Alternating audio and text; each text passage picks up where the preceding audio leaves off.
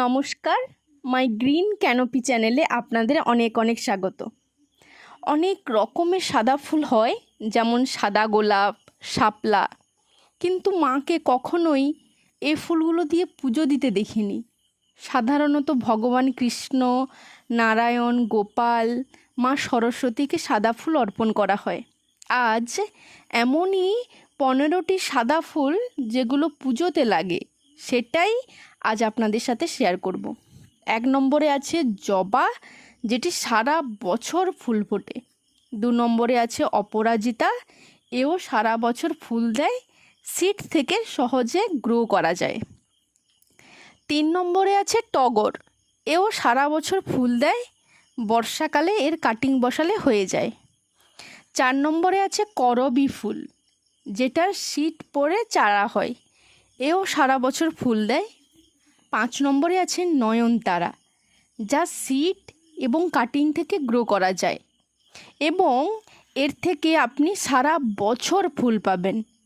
6 নম্বরে আছে গন্ধরাজ, যেটা কাটিং থেকে সহজে হয়ে যায়, এটি শুধুমাত্র বর্ষাকালেই ফোটে, খুবই সুগন্ধি ফুল এটি।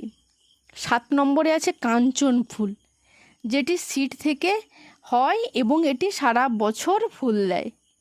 8 নম্বরে আছে সবথেকে আমার ফেভারিট ফুল শিউলি। শিউলি যদিও শরৎকালে ফোটে, কিন্তু এখন নার্সারিতে 12 মাসই শিউলি পাওয়া যায়। 9 নম্বরে আছে কাঠগোলাপ, এটি মিষ্টি গন্ধযুক্ত ফুল, বছরে কয়েকবার এটিকে ফুটতে দেখা যায়। 10 নম্বরে আছে কুন্দ ফুল, এরও একটি মিষ্টি গন্ধ আছে, গাছটি খুবই ঝোপালো হয় এবং নার্সারিতে 30 থেকে 50 টাকায় আপনারা পেয়ে যাবেন।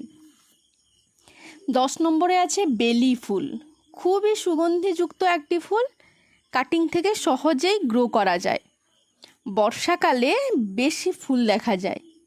11 নম্বরে আছে ডবল পাপড়ির টগর, যেটি গরমকাল থেকে ফুল দেওয়া শুরু করে, একদম শরৎকাল পর্যন্ত ফুল দেয় আর সারা বছর অল্প অল্প ফুল ফুটতে দেখা যায়।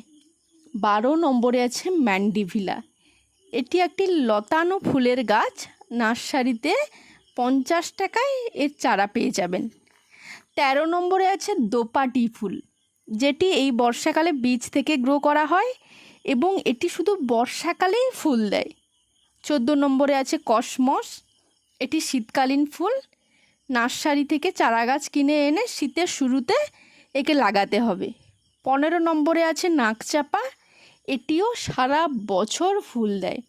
তাহলে বন্ধুরা, আজ 15টি সাদা ফুল শেয়ার করলাম।